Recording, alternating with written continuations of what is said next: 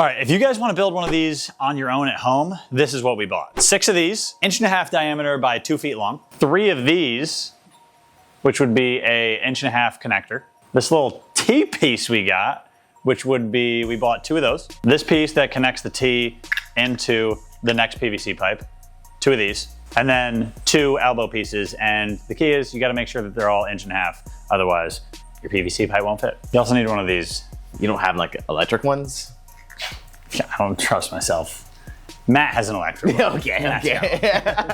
We also got 4 of these bad boys, extra large Home Depot box, and a pack of zip ties, in case the build gets out of hand.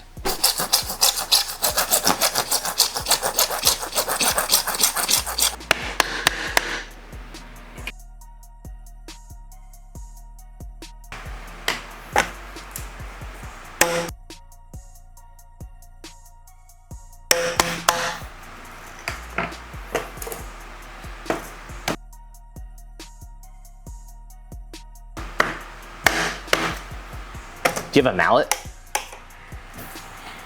I think I do. It doesn't matter. I got pavement. We good.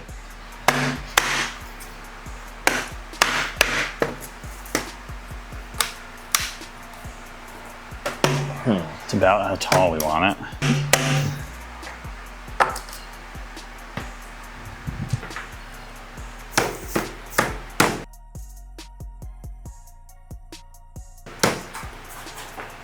Why are we doing this? We're the least like the least handyman possible.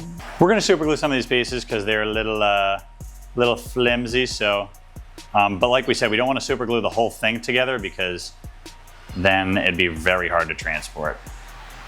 So we're just gonna super glue at least just the top together. This is it. That's what we got. We're gonna cut some cardboard to hang down from it with some cable ties to make our own bowling targeting device.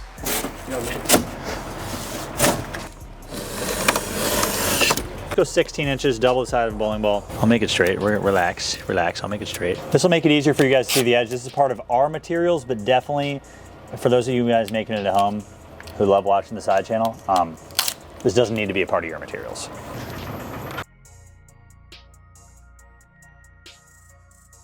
I glued it all together this time. I don't believe that. Here are some of the changes we're gonna make to this accuracy device now that we've built and tested it. The legs on our first prototype were 3 feet tall. You could absolutely get away with 2 foot tall legs, and I think the sweet spot is around 15 to 16 inches. This is also going to allow you to use smaller cardboard boxes, which you probably have laying around at home. Or if you were to buy boxes, your boxes would go further. I think 1.25 inch diameter would have probably been a better choice rather than 1.5 inch. 1.25 inch is gonna save you a little bit in materials costs. We definitely should have had a cardboard cutout that had holes on the right and the left side so that when the device was further down lane, guys could get more realistic entry angle than the hole we had just sitting right in the middle. We should have had a faster way to switch out our cardboard cutouts. As you saw in the video, we had zip ties on the pipe and zip ties on the cardboard.